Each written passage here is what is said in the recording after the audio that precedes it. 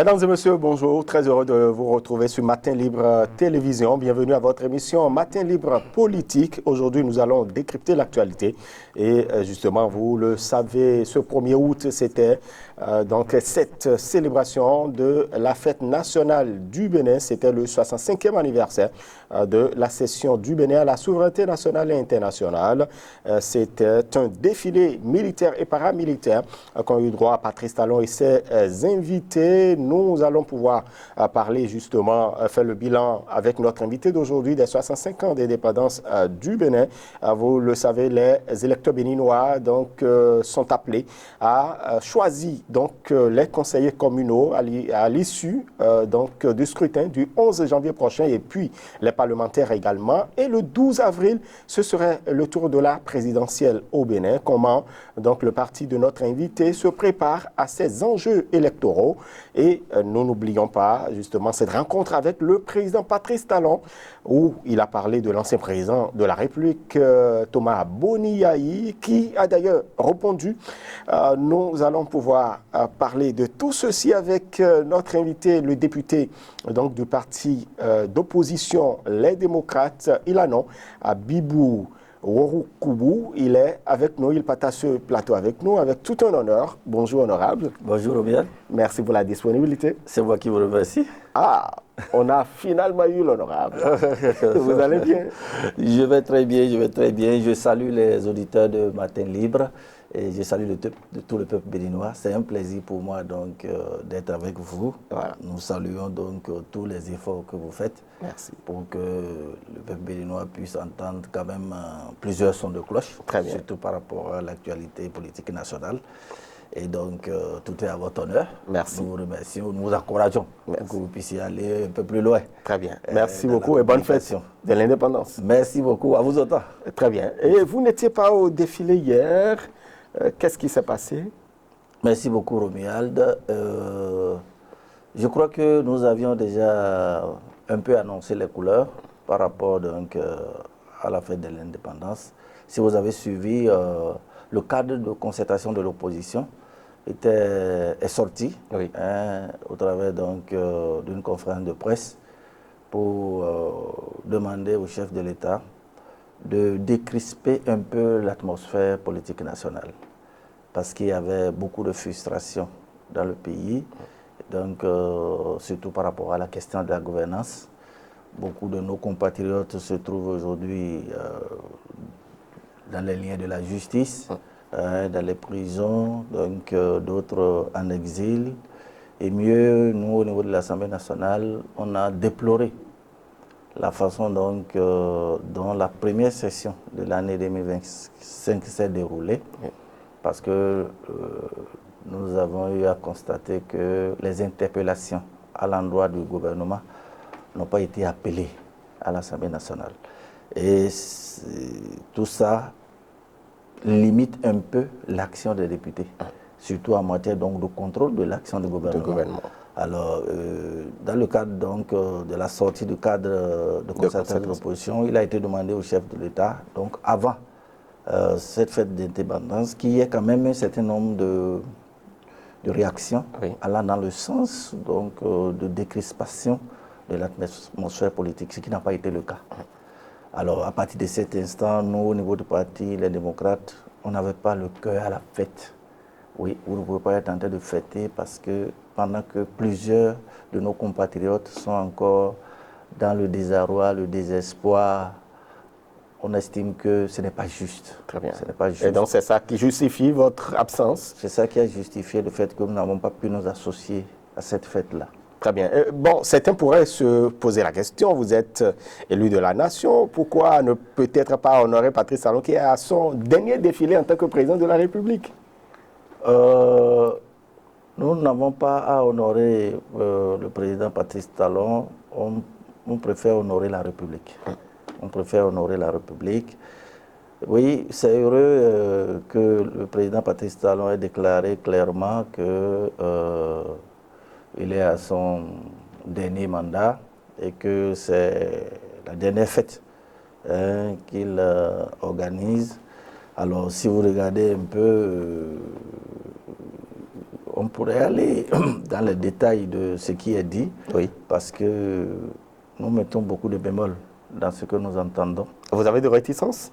On n'a pas de réticence, on ne souhaite pas avoir de réticence, mais nous avons l'obligation de réfléchir, d'analyser, parce qu'il y a un certain nombre de faits qui nous amènent aujourd'hui à commencer à douter sur certaines choses. La sagesse commence par le doute, a dit Aristote.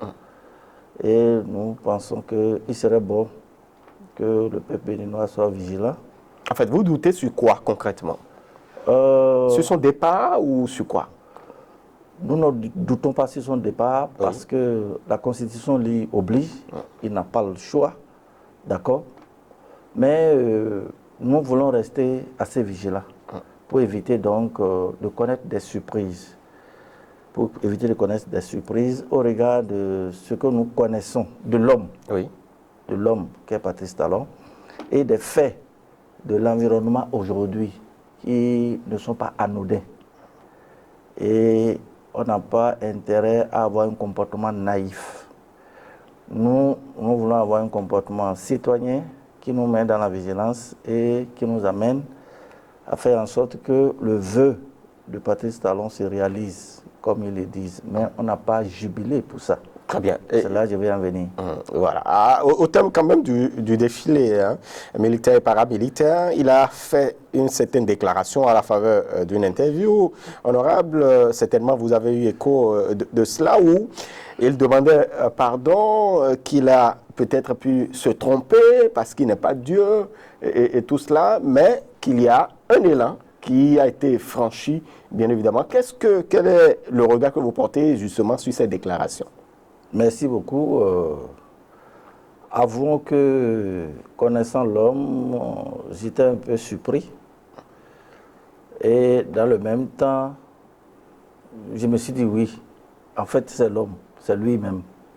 C'est-à-dire capable de dire quelque chose et son contraire à la fois. Comment? Qui vous souvient, il était très sincère là. Hein? Oui, il n'y a pas longtemps.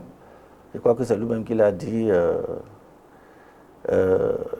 Il a dit le pardon est une faute. Alors, en demandant pardon au peuple béninois, comment veut-il qu'on comprenne ça? Si le pardon est une faute, il veut qu'on commette des fautes. Il peut changer. Non, il a peut-être changé d'avis. Il veut être dans sa logique. Il veut être dans sa logique. Donc, vous voyez, c'est un peu comme de la contradiction. Mais c'est heureux qu'il ait dit, c'est très important. Et je crois que ça rejoint ce que je disais pour dire, attention, l'homme n'a jamais été translinéaire, c'est-à-dire sa logique ne va jamais jusqu'au bout. Oui, il dit ce que vous avez envie d'entendre et il fait ce qu'il a envie de faire. Il était très sincère là, parce que là, il y avait beaucoup d'émotions, c'était le dernier. Avec quel logiciel vous avez mesuré sa sincérité? Quel est l'outil que vous avez utilisé, d'accord, pour mesurer sa sincérité? Et donc ces paroles ne vous souviennent pas? Non, oui, évidemment. En 2016, lors de sa prise de pouvoir, qu'il vous souvienne que le président Patrice Talon, devant tout un parterre, devant tout le public, a dit « Je ferai de mon mandat unique une exigence morale ». Vous vous souvenez de ça? Alors, où en sommes-nous? Ce n'est pas le seul. En 2019, on nous a dit que tous les partis politiques vont participer aux élections. À l'arrivée, une seule chapelle politique est allée à l'élection. Ceux qui remplissaient les conditions, bien évidemment. Non, laissez tomber. C'était un choix. Un choix prémédité. Un choix prémédité. Et c'est ça qui nous a conduit à ça. J'irai loin pour vous dire, en 2021, le président Patrice Talon a parcouru tout le Bénin pour dire que les démocrates vont participer aux élections. Oui, ils y seront. Il a juré terre et ciel. Mais on a vu la fin. C'est en prison qu'on a retrouvé nos candidats. Oui, Riga Madougou est là. Joël Aïvo est là. Donc à partir de cet instant, lorsque Patrice Talon va commencer à tenir un certain nombre de propos, d'accord, il faut prendre ça avec pincette. Il y a une séparation de pouvoir. La justice s'est saisie d'un certain nombre de dossiers. On en revient, honorable Abibou. La séparation de pouvoir, je crois que ne dites pas ça aux Béninois, ça ne signifie pas grand-chose. Ah bon, ouais. Très bien. C'est un député qui parle, hein? Bien sûr. Je suis sincère, je vous le dis, et Et si c'est de ce point de vue-là, je peux rentrer dedans dans les détails. Et le juge Batamoti vous dira assez sur cette question-là. C'est un juge de la créativité. Et vous savez où il est aujourd'hui. Donc, ce n'est pas mon propos. C'est les acteurs même qui le disent. Très bien. Oui. Voilà. On en parle, puisqu'on reste toujours collé aux 65 ans d'indépendance. Vous savez, à quelques jours donc de cette célébration, Patrice Talon a rencontré les jeunes, et que ce soit de la mouvance, de l'opposition, et puis certaines couches sociales de notre pays. Donc, les jeunes de votre parti politique y ont participé. Vous avez suivi un peu donc les débats, les discussions avec le président Patrice Talon. Quelle est la lecture que vous en faites? Mais avant ça, je vous fais la question de savoir, mais pourquoi avez-vous choisi d'envoyer vos jeunes à suivre suivre justement cette discussion avec le président de la République? Merci beaucoup. Je crois que nous sommes arrivés à un stade où nous sommes demandeurs de paix, et nous estimons donc qu'il existe un certain nombre d'éléments qui mettent à mal notre vivre ensemble. À partir de cet instant, il est important d'être capable de discuter avec l'acteur principal de ce qui nous arrive. Je crois que c'est la raison pour laquelle, quand le président a fait cette demande, on a souhaité donc que notre jeunesse puisse être présente et mener ces débats-là, surtout que c'est un débat en direct, donc il n'y avait pas de raison qu'on ne participe pas à cette discussion. Nous avons toujours été demandeurs de débat. Alors donc il n'y a pas de raison qu'on n'y soit pas. Très bien. Je crois que c'est ça qui a justifié le fait que nous avons envoyé des éléments pour aller donc mener cette discussion-là. Vous avez suivi de bout en bout. Tout à fait. Voilà. Et déjà, qu'est-ce que vous retenez de ces échanges avec le chef de l'État? Oh, bon, j'ai suivi un peu comme vous la discussion, et je crois que, comme vous le constatez, quand on est avec le chef de l'État, il ne permet pas à la jeunesse de vraiment poser les vrais problèmes, mais pour le peu qu'il y a eu, je crois que le président a tenu un certain nombre de propos assez intéressants. C'est-à-dire que le président a réaffirmé que personne ne va l'attacher au poste présidentiel. Comme quoi, il partait. Ça, nous saluons cela, d'accord? Bien que donc nous restons assez vigilants par rapport à ça et très éveillés. Et le président est allé loin pour dire désormais son souhait que les partis s'associent. Je crois que la grande confusion est née de là. La grande confusion est née de là, parce que dans le propos du président, c'est comme si la mouvance et l'opposition s'associent. Alors, ça pose un problème institutionnel. Oui, je crois que l'auteur de la réforme du système partisan, c'est le président Patrice Talon. Alors, si tel est son souhait, pourquoi cela n'a pas été institué dans les réformes du système partisan?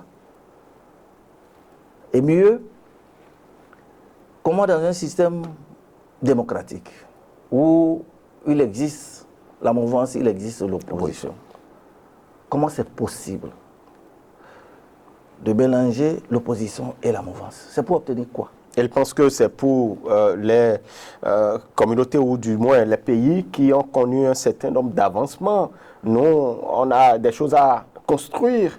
Oui. Est-ce qu'il ne faut pas s'associer, conjuguer les énergies pour pouvoir faire face aux enjeux? Alors, si c'est le cas, est-ce que c'est de cette façon que cela doit se faire? Je crois que c'est là où le point se pose. Et je crois que le plus gros problème que nous avons avec le président Patrice Talon, c'est ça. C'est-à-dire, il fait de ses idées des lois. Oui. Or, nous sommes dans une république. Lorsque vous avez une idée, vous partagez cette idée-là au niveau de la République pour en faire un élément de vivre ensemble. Ça veut dire que quoi? Si telle est l'idée du président Patrice Talon, qu'on aille à un dialogue national et que le problème soit posé au peuple béninois, pour que les Béninois décident, d'accord, d'opter pour cette manière de faire politique, et que cela soit acté, et que ce soit la volonté du peuple béninois. Et comme ça, ça devient alors un élément de notre vivre ensemble. Ce n'est pas fou ce qu'il dit forcément, parce qu'il existe des pays où ça fonctionne comme tel. En Chine, par exemple, Et je sais que beaucoup ont fait des déplacements pour aller vers la Chine, pour voir les réalités de la Chine. Mais ce qui se fait en Chine est institutionnalisé. Vous comprenez? Oui. Ça veut dire que les gens ne sont plus dans la logique de la compétition, mais dans la logique de la coopération.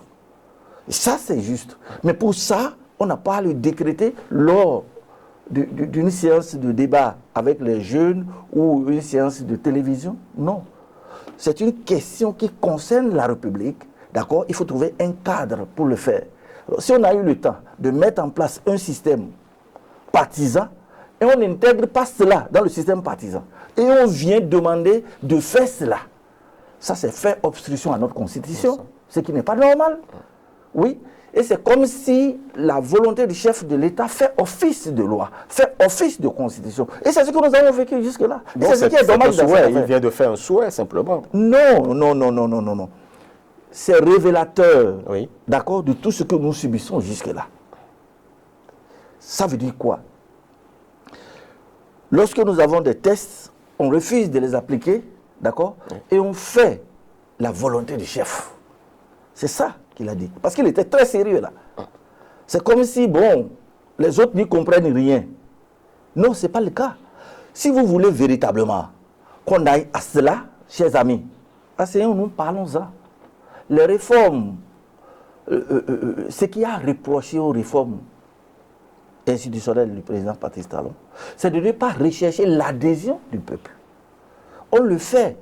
Sa volonté devient une loi. C'est ça le danger. Très bien. Et nous sommes en République. Très bien. Nous sommes dans une République. D'accord? Nous avons fait du consensus désormais un principe à valeur constitutionnelle. Asseyons-nous, parlons-en. Travaillons sur les tenants et les aboutissants de ça et vérifions. Si c'est bon pour nous, on l'adopte.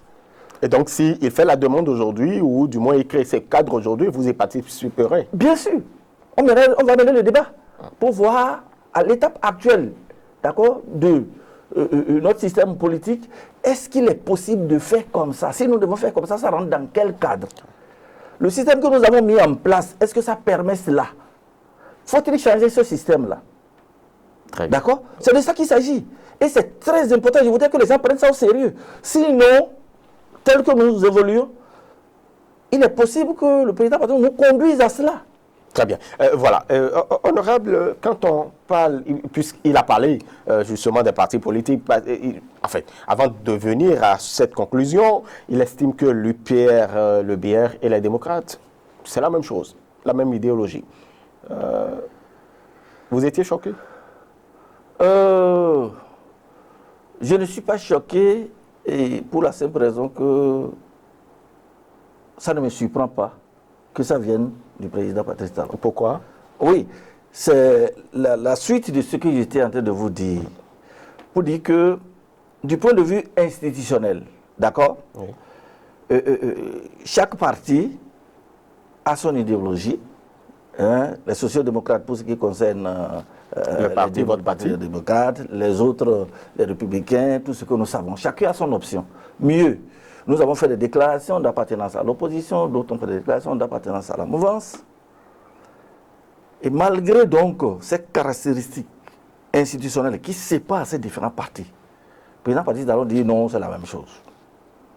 Institutionnellement, ce n'est pas bon. Venant du président de la République. Oui. Et pour lui, notre projet de société, c'est critiquer le président Patrice Talon. Voilà. Non, je dis, c'est pas juste. On est au-delà de ça, nous. Oui, on est au-delà de ça. Et c'est ça le danger, c'est-à-dire que on laisse ce que les textes prévoient et on dit ce qu'on veut. Voilà. Je crois que c'est ce qu'il y a de mal à ce système que nous observons. D'accord? Donc je dis que à M. Patrice Talon, ce n'est pas la même chose. Chacun a son idéologie. Oui, c'est vrai. Aujourd'hui, le président demande à ce qu'on s'approprie donc le système partisan. Le système qui parce que tel que le président parle, le système qui nous dit de nous approprier, lui-même, il est déconstruit déjà.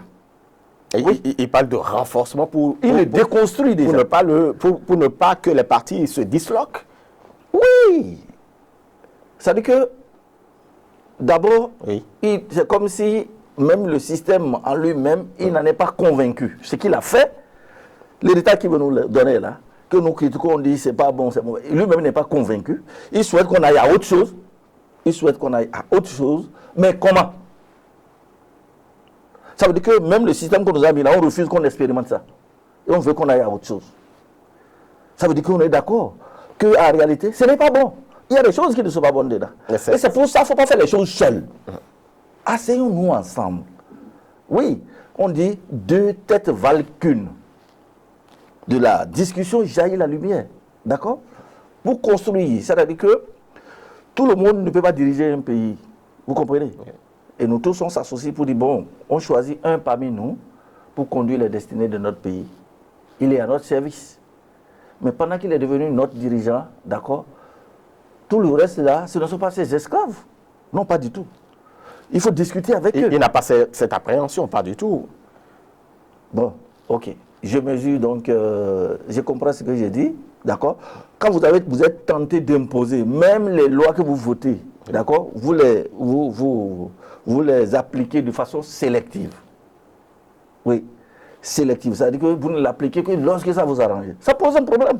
C'est comme si les autres sont là à votre service. Vous les manipulez à volonté. Est-ce qu'il y a des illustrations qui prouvent qu'il y a une application de loi sélective, alors que la loi, l'Assemblée nationale la vote, et puis ça s'impose à tous? Mon cher Romiad, il y en a suffisamment. Ah bon? Oui. Je vais prendre quelques-unes pour illustrer ce que je suis en train de dire. Oui. La loi sur le financement des partis politiques. Je vais revenir là-dessus. Je crois que vous me donnez une occasion d'ailleurs. Non. Si vous observez bien, depuis que les démocrates sont entrés à l'Assemblée nationale, c'est seulement en 2023 que nous avons bénéficié, ou du moins notre parti a bénéficié du financement, d'accord, public. Depuis 2023, nous sommes venus en 2024, nous sommes en 2025, il n'y en a plus eu. Et pourtant, c'est une loi qui est votée, ce n'est pas voté par les démocrates, c'est voté donc depuis 2019 par le système de partis talons. Pourquoi? Et pourtant, on dit qu'on a une croissance de 7,5%. Le Bénin est assez riche. Après les élections, ou plus tard le 31 de l'année des élections, le remboursement des frais de campagne. Ce n'est pas fait jusqu'à aujourd'hui. Pourquoi? Le statut de l'opposition, d'accord, qui amène à nommer le chef de file de l'opposition. Jusqu'à aujourd'hui, ce n'est pas fait. Donc, vous comprenez, quand c'est comme ça, les tests sont là, on les laisse et on fait sa volonté. Pour ce qui est du financement, bon, vous n'êtes pas les seuls dans la situation, n'est-ce pas? Oui, dites-nous qu'est-ce qui justifie cela.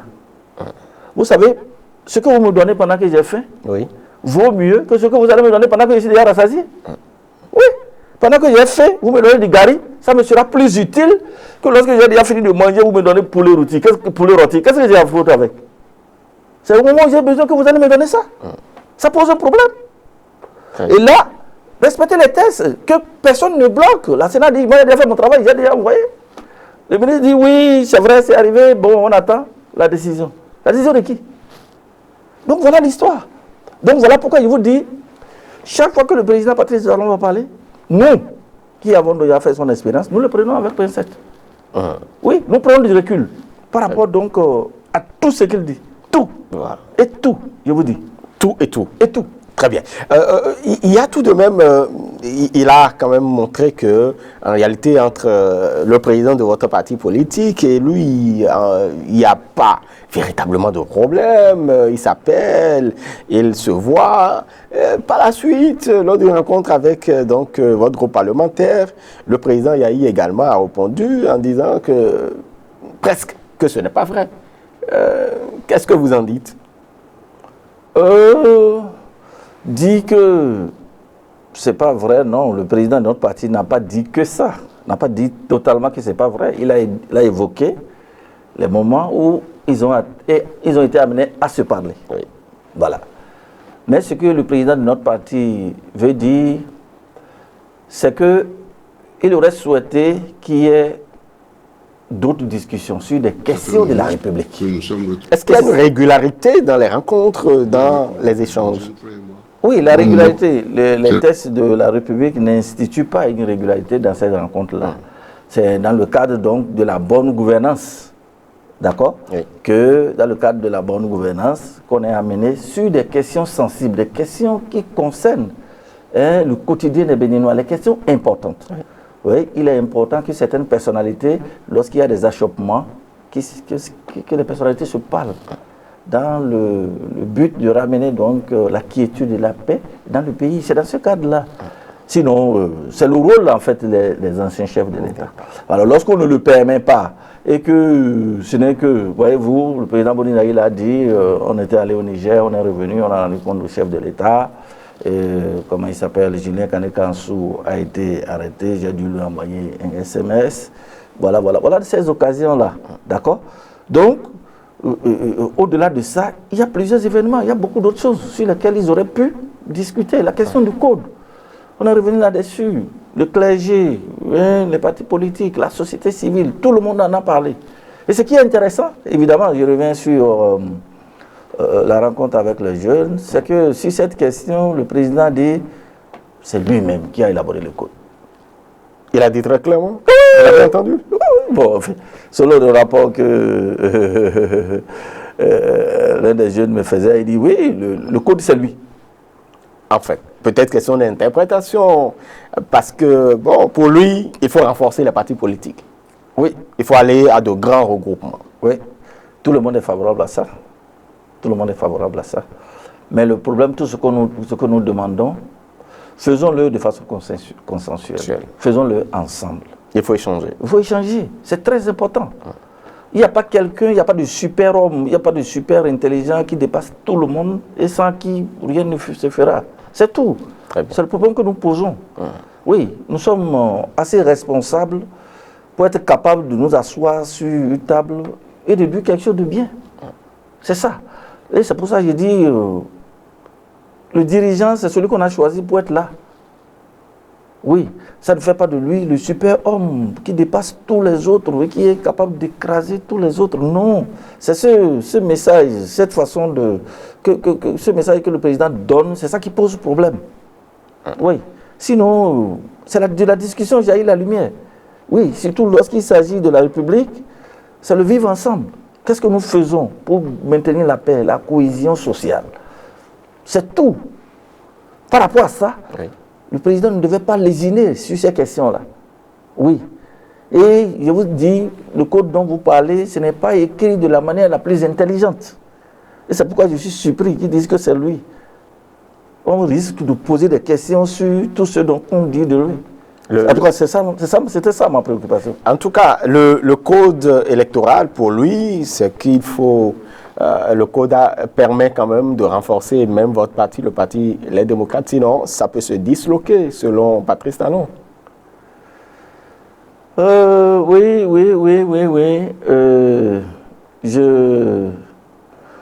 Je crois que nous avons déjà suffisamment parlé de ce code-là. Et si c'était nous, les partis politiques, qui déplorons les dispositions de ce code, si on était les seuls à déplorer ça, ça se comprendrait. Aujourd'hui, il existe des dispositions qui ne sont pas de nature à favoriser des élections justes, transparentes et équitables. Ouais. Et je l'ai dit sur plusieurs chaînes, pour nous, Béninois, ça ne nous ressemble pas. On est plus intelligent que cela. Et que ailleurs, les gens voient qu'on dise que c'est nous qui avons écrit un code comme ça, qui pourrait nous conduire, voyez-vous, dans l'impasse. Ça ne nous ressemble pas. Et voilà pourquoi j'étais surpris de savoir donc que le président dise qu'il est l'auteur de ça. Je crois qu'il y a possibilité de faire mieux. Oui, il y a possibilité de faire mieux. Mais puisque tel est son choix, telle est sa volonté, allons-y. Il y a tout de même... Mais ce qui est bon, oui, le peuple béninois sait aujourd'hui, d'accord, que nous avons soulevé un certain nombre de dispositions dans le code qui ne sont pas de nature à favoriser des élections transparentes, des élections justes, des élections équitables. D'accord? Et puisqu'il a pris l'engagement ferme de nous conduire à cela, On sait aujourd'hui, s'il nous arrive quelque chose, celui qui en est l'auteur. Et il a dit quand même lors de cette rencontre que est-ce que ce n'est pas bien de tester d'abord le code, de l'expérimenter, puis après, puisque c'est une loi perfectible, on pourrait peut-être corriger à l'avenir. Je crois que nous y sommes. Nous sommes prêts à tester ça. Oui. Vous vous préparez à ça? Correctement, et que le peuple béninois apprécie et situe les responsabilités. Parce que souvent, il n'y a pas de fumée sans feu. Que tout le monde comprenne cela. Nous avons déjà fait un certain nombre d'élections dans ce pays. Oui. On a vu ce que ça a donné. On a eu des élections en 2019 qui s'est soldées dans le sang. On a eu des élections en 2021, c'est le même cas. Les prisons sont remplies. C'est ça que nous ne voulons plus. Oui.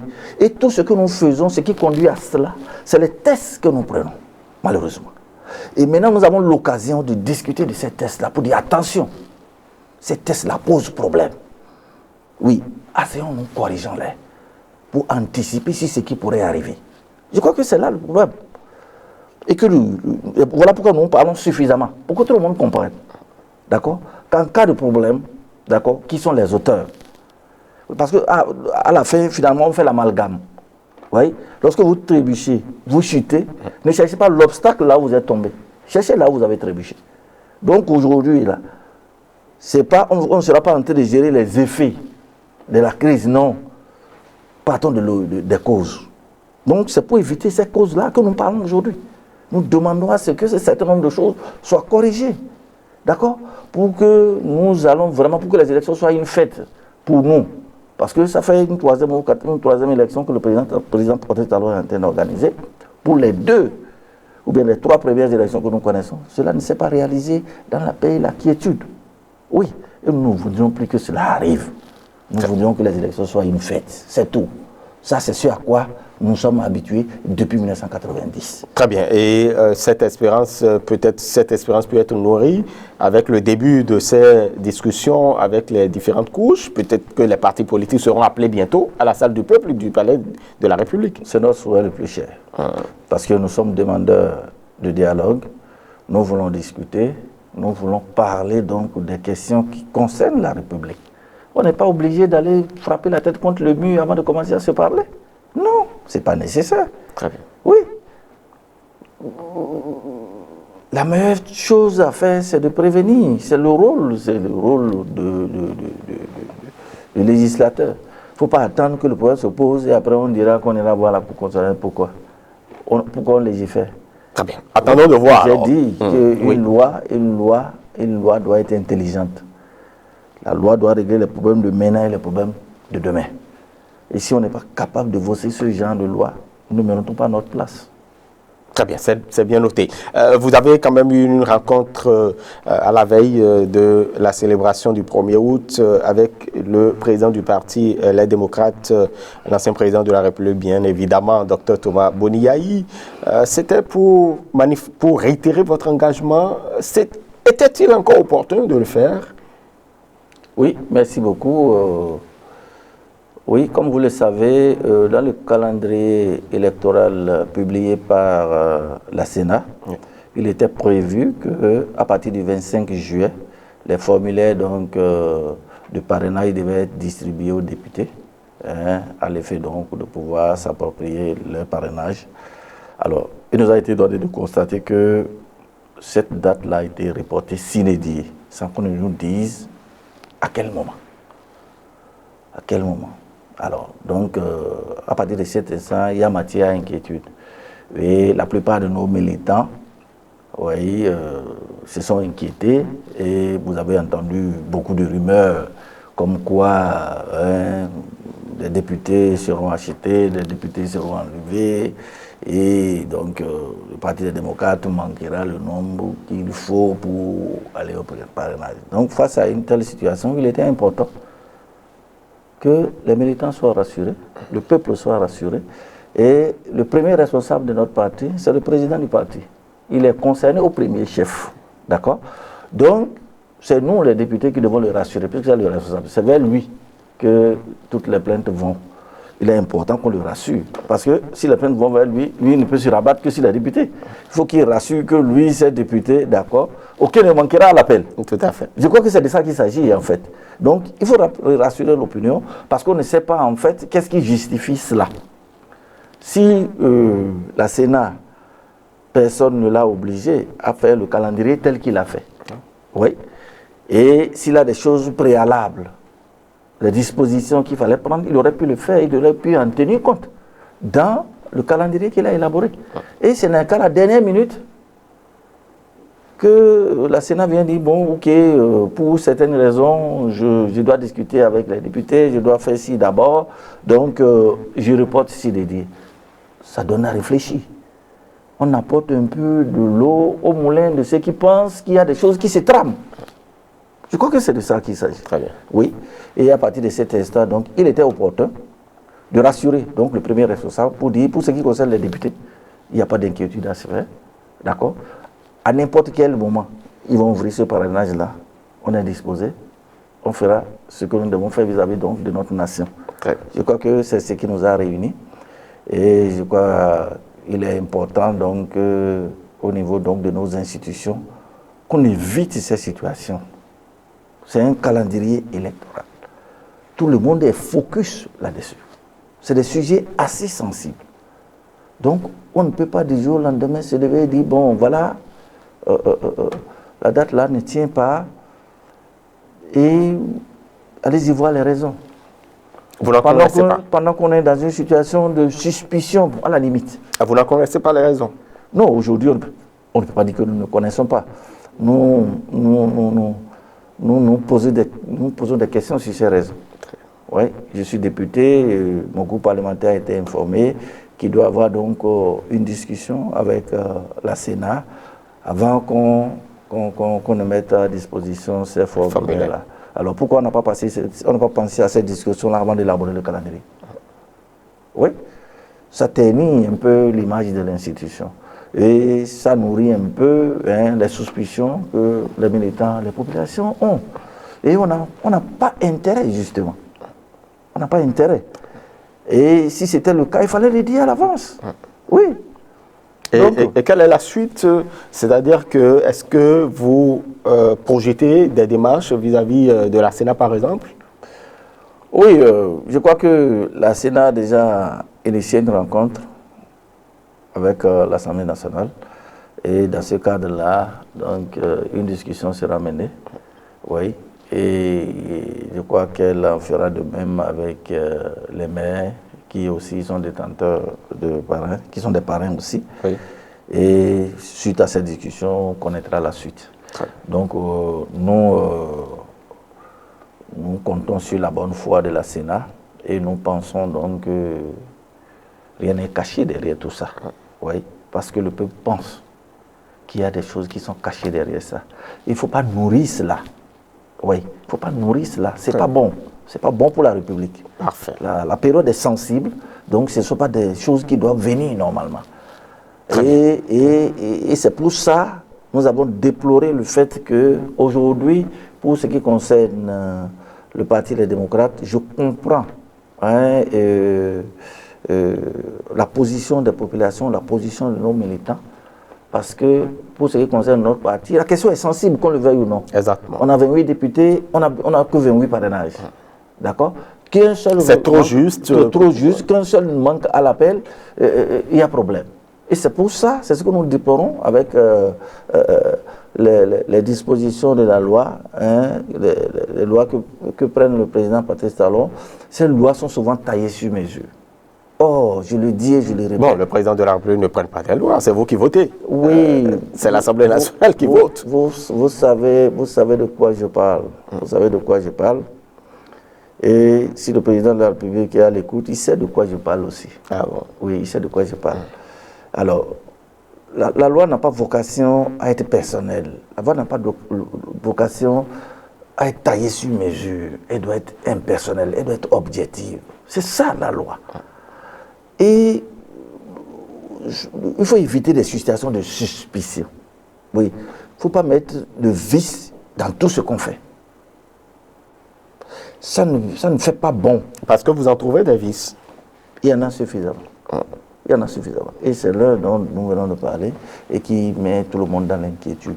Très bien. En tout cas, d'ici là, puisqu'il y a cette rencontre qui est initiée, certainement après cela, vous aurez droit au formulaire pour pouvoir entrer en possession des parrainages, afin de pouvoir donc rassurer formellement et fondamentalement vos militants. Est-ce que, à part justement cette garantie formulée à l'endroit du président de votre parti, il y avait d'autres discussions aussi?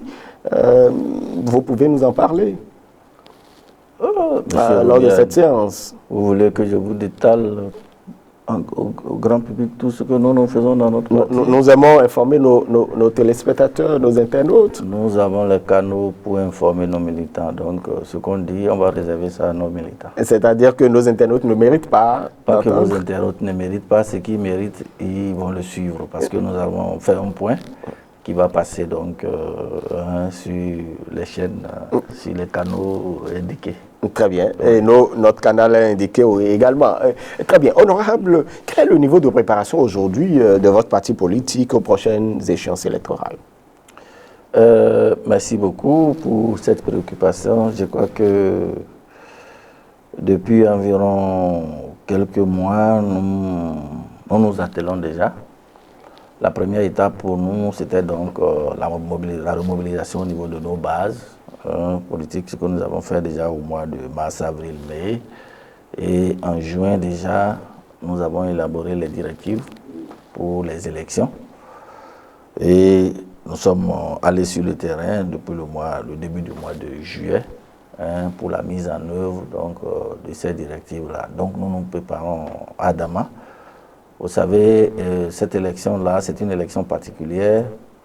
Elle est assez lourde, c'est tenace. Vous avez à la fois les élections municipales, communales et les élections législatives. Ça demande beaucoup de dossiers, donc il y a du travail à faire et une certaine technicité. Donc c'est la raison pour laquelle nous sommes passés d'arrondissement en arrondissement pour dire un peu comment les choses doivent se passer, les dossiers à fournir, les conditions dans lesquelles il faut choisir les candidats pour que, à l'arrivée, tout se passe bien. Je crois que nous sommes en train de travailler à cela. Très bien. Et donc vous êtes à la phase de collecte? Oui, nous sommes à la phase de collecte des dossiers et la phase qui suit, c'est le positionnement. Et une fois qu'on a fait ça, on est prêt. Très bien. Le temps n'est pas une contrainte pour vous? Non, pas du tout. Nous, on s'est assez réveillés. Donc, on n'a pas de problème de contrainte de temps. Non. Tout se passe bien à l'heure où je vous parle. Donc, même s'ils disent que les élections, c'est pour demain, je crois qu'au niveau du Parti des démocrates, nous sommes prêts.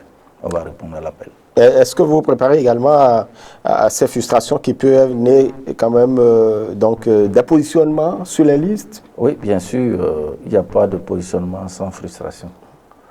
Et c'est pour ça qu'il faut se réveiller tôt, de manière à pouvoir donc gérer ces frustrations-là avant que les élections ne viennent. De toutes les façons, on ne peut pas positionner tout le monde. Ouais, on ne peut pas positionner tout le monde. Est-ce que vos militants le savent? Oui, les militants le savent. Et si nous descendons, c'est pour faire comprendre. Et c'est la raison pour laquelle les critères sont définis clairement. Hein. Et de plus en plus aujourd'hui, c'est de faire en sorte que les populations elles-mêmes, à la base, choisissent leurs candidats de façon démocratique. Oui, c'est très important. Et lorsque vous êtes dans un arrondissement et que vous avez un certain nombre de députés, l'arrondissement est constitué d'un certain nombre de quartiers ou de villages. Oui. Donc, il faut répartir le nombre de conseillers en fonction des villages que vous avez. De sorte que vous faites un zonage, le nombre de 2 quartiers, 3 quartiers savent qu'ils ont un seul conseiller et ils vont se retrouver pour élire, pour s'entendre, élire le titulaire et les suppléants. D'accord? En fonction donc de l'effectif, il y a des quartiers qui, à eux seuls, peuvent élire un conseiller. Donc, ils savent que c'est un conseiller. Vous allez se retrouver pour élire. Quand vous faites comme ça, le pouvoir ne se pose pas. Ça s'est fait à la base de façon démocratique. Donc, ça limite les frustrations. Ça limite les possibilités de contestation. Et même s'il y en avait, donc, il y a une équipe qui est mise en place pour gérer donc, les contentieux à la base, de manière donc à ce qu'il y ait une certaine harmonie pour pouvoir affronter les échéances. Je crois que ce que nous sommes en train de faire. Très bien. Et au regard des expériences que vous avez eues à la faveur de la 9e législature, déjà, quels sont les enjeux pour les législatives, notamment pour vous, pour la 10e législature? Merci beaucoup.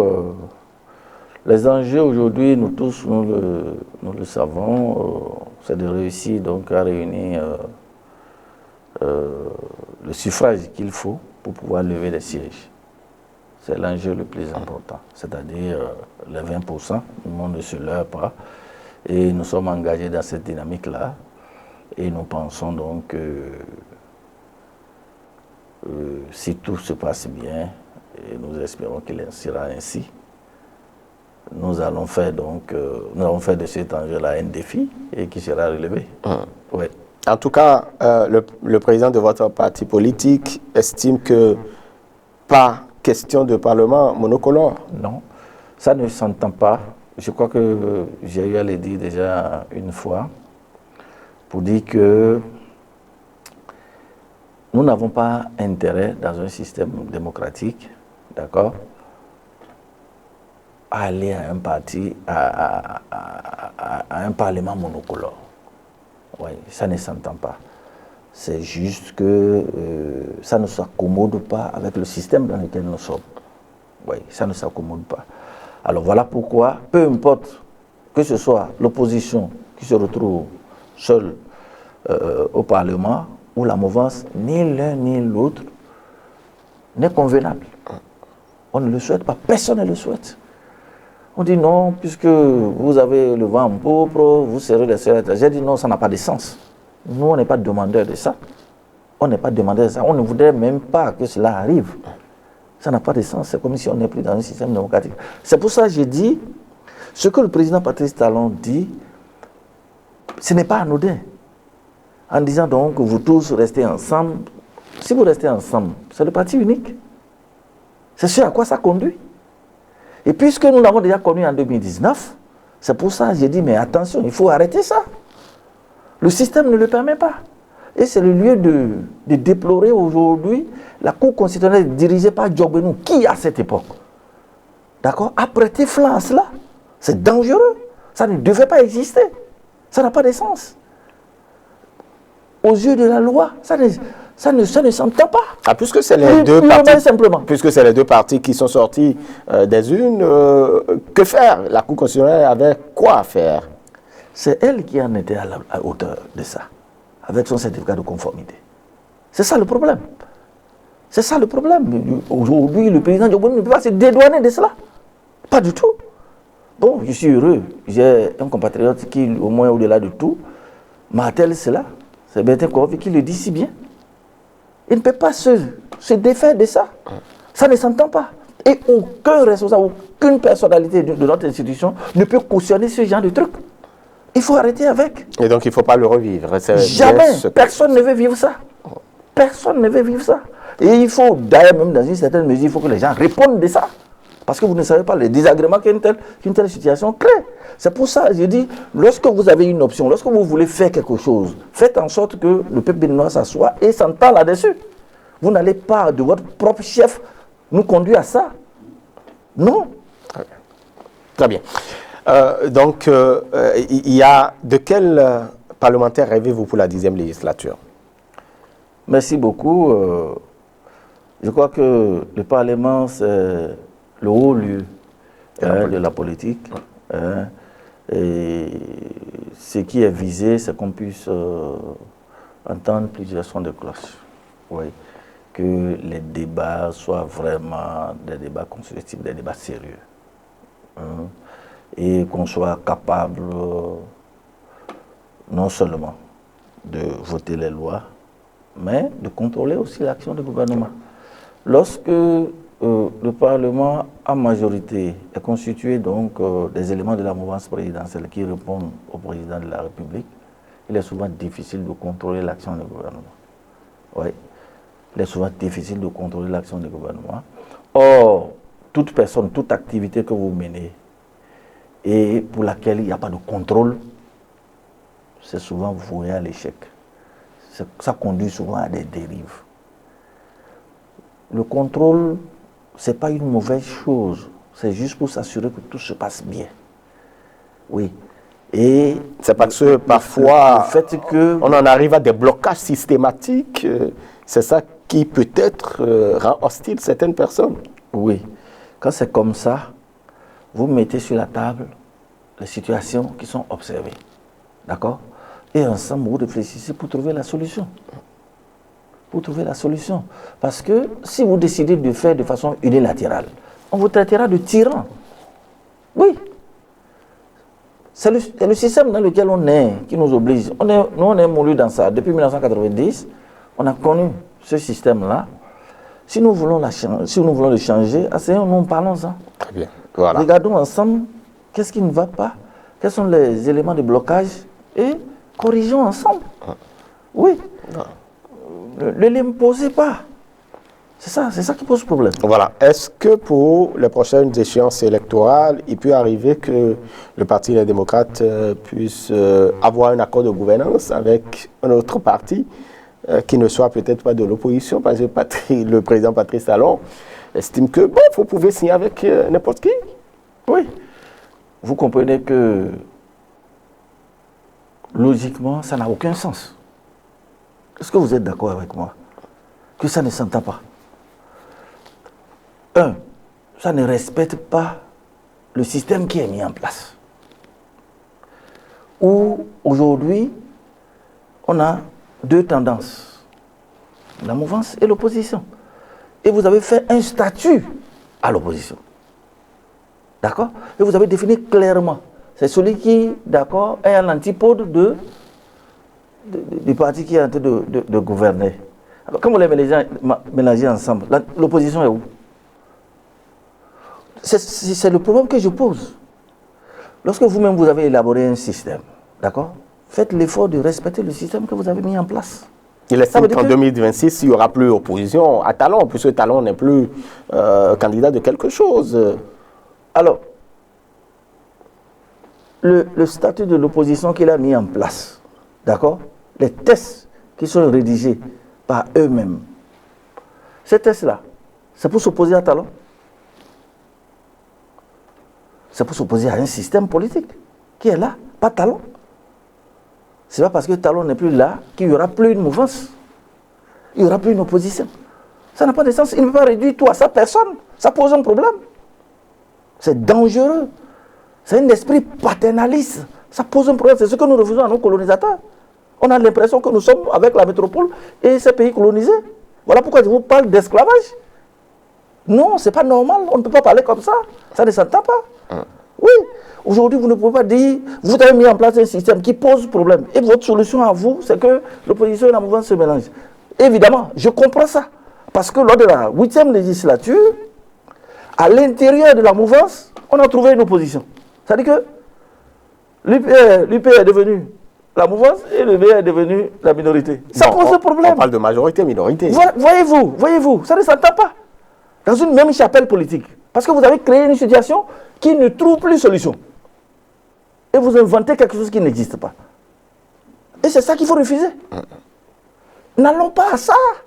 Et donc, pas question pour vous. C'est pas question. Est-ce que vous avez prévu... Les tests ne le permettent d'ailleurs pas. C'est ça le problème. Très bien. Si nous voulons faire un parti unique, disons que désormais, changeons le système partisan que nous avons mis en place. Ça veut dire qu'eux-mêmes ne sont même pas convaincus de leur système partisan qu'ils ont mis en place. Et eux-mêmes, ils choisissent de déconstruire le système. C'est là le danger. Si vous voulez, fabriquons un autre système, asseyons-nous. Si vous pensez que ça ne marche pas, nous avons tout le temps de nous asseoir pour dire, mais tel que nous avons conçu là, ça pose un problème là, ça ne nous arrange pas. Nous voulons aller à ce sens, qu'on s'asseye et qu'on parle de ça. Mais pendant qu'on a mis les tests là, qu'on ne les laisse pas, qu'on nous demande de faire autre chose. Pourquoi? Les tests là, c'est fait pourquoi? Très bien. Comment? Vous signerez un accord de gouvernance avec qui? Au niveau du Parti Les Démocrates. Vous en pensez? Oui. Dans l'opposition, on est prêt à signer l'accord de gouvernance, ça ne peut qu'être au niveau de l'opposition. Qu'on peut signer un accord de gouvernance, pas ailleurs. Vous réfléchissez déjà avec qui? Oui, on a un cadre de concertation qui est là, de l'opposition qui existe. Il existe plusieurs partis qui sont dedans. Donc, s'il y a possibilité de signer avec quelqu'un, on signera. Mais ce qui est intéressant, et que peut-être on ne dit pas aux gens, le contexte est tel que aujourd'hui, il n'y a pas de marge de, il n'y a pas de grande marge de manœuvre. Vous-même, vous l'avez dit. Sur l'échiquier politique aujourd'hui, au niveau du Parlement, les partis capables donc d'avoir 10% au niveau national, ce n'est que 3 partis. D'accord? Alors, au niveau de ces 3 partis, si le BA et l'UP signent déjà un accord de gouvernance, vous voulez que nous signions un accord de gouvernance avec qui encore? Pour obtenir quoi? Avec qui? C'est ça, c'est le problème que nous posons. Parce que le minimum aujourd'hui, même lorsque vous signez un accord de gouvernance, c'est que celui avec qui vous signez un accord de gouvernance puisse avoir au moins 10% pour que cela soit valable. Entre-temps, ces partis qui n'avaient pas 10%, peut-être qu'ils ont travaillé sur le terrain pour pouvoir avoir des suffrages, pour avoir les 10%. Vous êtes convaincu de ce que vous dites, Romial? Vous pensez que ce que vous dites ressemble à quelque chose? Les faits sont là. Il ne faut pas qu'on se mente nous-mêmes. Tu ne peux pas toi-même la t'exciter et commencer à rire. Ça n'a pas de sens. Oui. Tu devais rire. Je crois que oui, nous l'avons suffisamment dit. Cette réforme du système partisan comporte suffisamment d'incongruité, d'insuffisance qu'il faut corriger. C'est très important. Oui, c'est très important. Alors, si on refuse de corriger, nous allons nous confronter à des difficultés. Et c'est parce que les gens sont conscients que nous allons nous confronter à des difficultés qui commencent à nous proposer l'impossible. Voilà.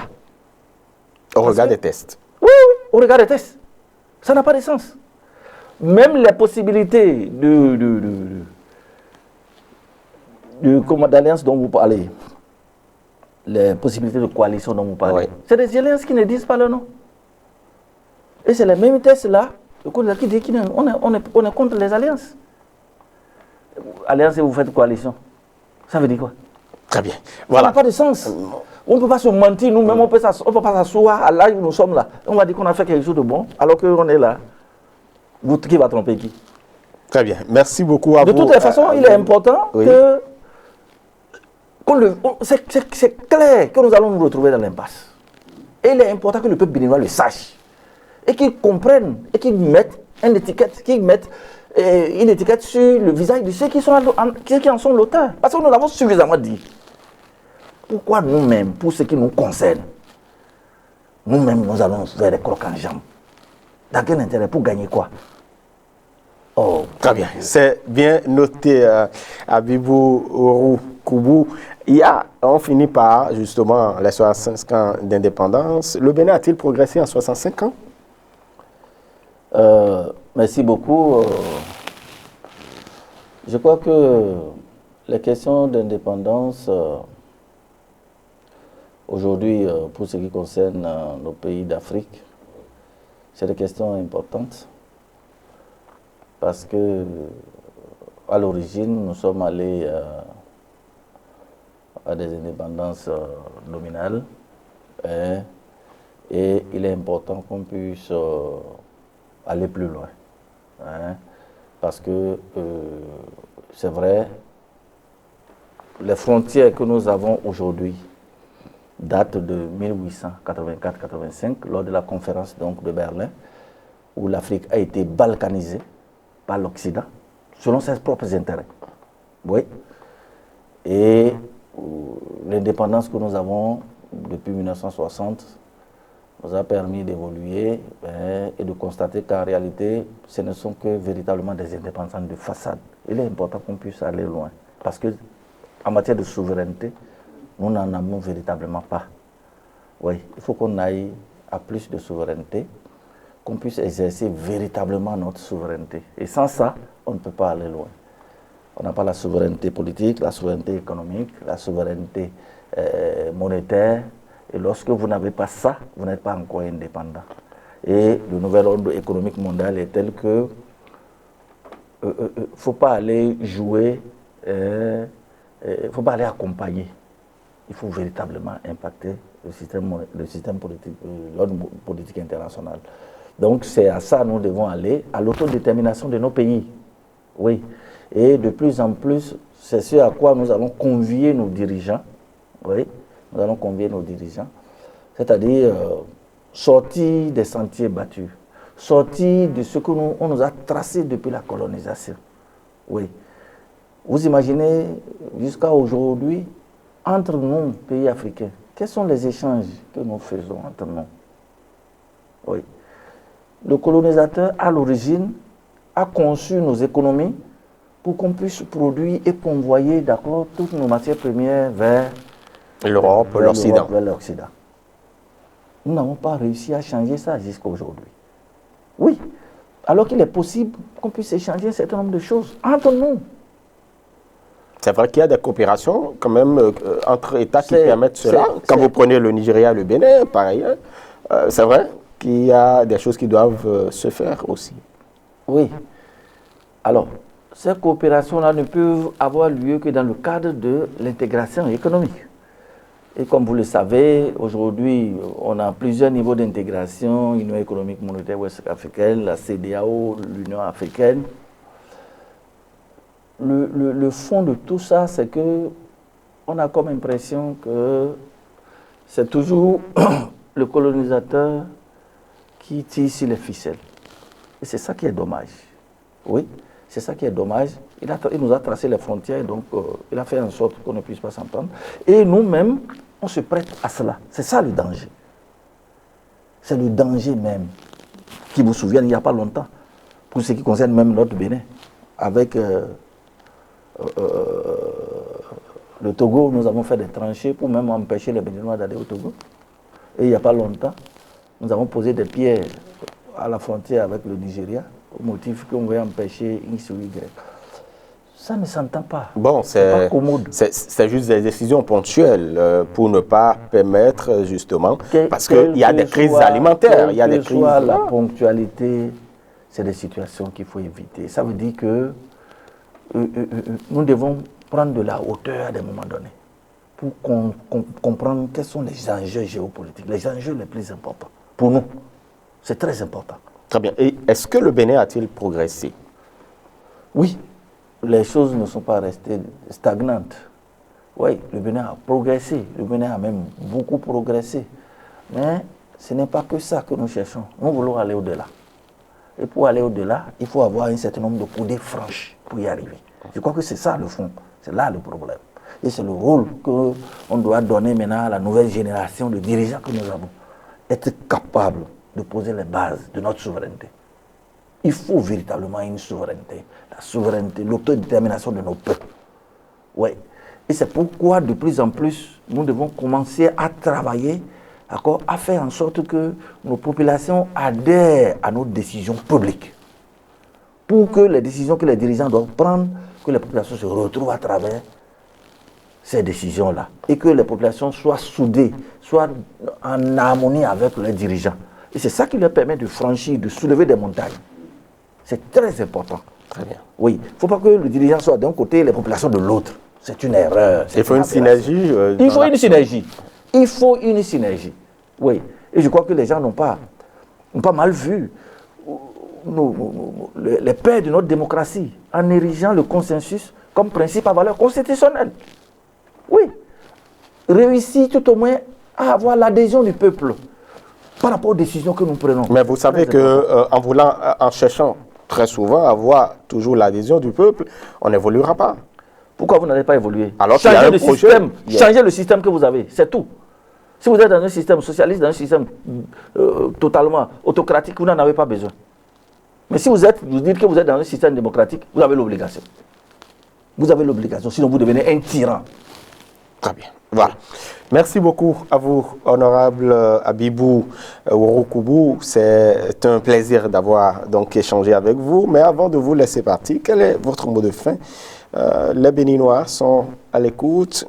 Quel est le message de fin? Merci beaucoup, Romuald. Je constate que le temps est vraiment parti. Justement, on n'a pas vu le temps passer. Je voudrais donc saluer le peuple béninois pour sa résilience et inviter donc nos dirigeants à faire en sorte que les élections que nous appelons de nos voeux puissent se dérouler dans la paix et la sérénité. Que ces élections-là soient justes, transparentes et équitables et permettent à toutes les chapelles politiques de participer aux élections, conformément à la loi. C'est très important. C'est dans l'intérêt de notre peuple. Le peuple a assez souffert. Nous ne voulons plus des élections qui vont conduire à l'écoulement du sang de nos compatriotes. C'est très important. D'accord? Que les dispositions soient prises pour que les élections se déroulent dans de bonnes conditions. On ne peut plus ruser, tel que nous l'avons connu en 2019, tel qu'on l'a connu en 2021. Je crois qu'il faut que cela soit du passé. Et c'est pour ça, nous tous, nous parlons aujourd'hui, je l'ai dit, nous sommes demandeurs de paix. Voilà pourquoi nous pensons que le dialogue est nécessaire, d'accord, pour que nous allions à une élection juste, transparente et équitable. Que nos dirigeants, d'accord, ne soient pas sourds à ce que nous disons. Et le président Patrice Talon l'a dit, oui, il est en train de partir, nous le saluons, donc son départ, mais qu'il mette en place toutes les conditions nécessaires, d'accord, pour qu'il ne sème pas le chaos derrière lui. On ne le souhaite pas. Je vous remercie. Très bien, merci beaucoup à vous, honorable Abibou Ouroukoubou, député du parti Les Démocrates. Mesdames et messieurs, merci donc d'avoir suivi ce numéro de votre émission Matin Libre Politique. Notre invité, vous avez donc suivi ses réponses aux questions que nous avons évoquées avec lui. Nous allons donc vous retrouver très incessamment pour d'autres thématiques avec d'autres citoyens du Bénin. D'ici là, portez-vous bien. À bientôt sur Matin Libre Télévision.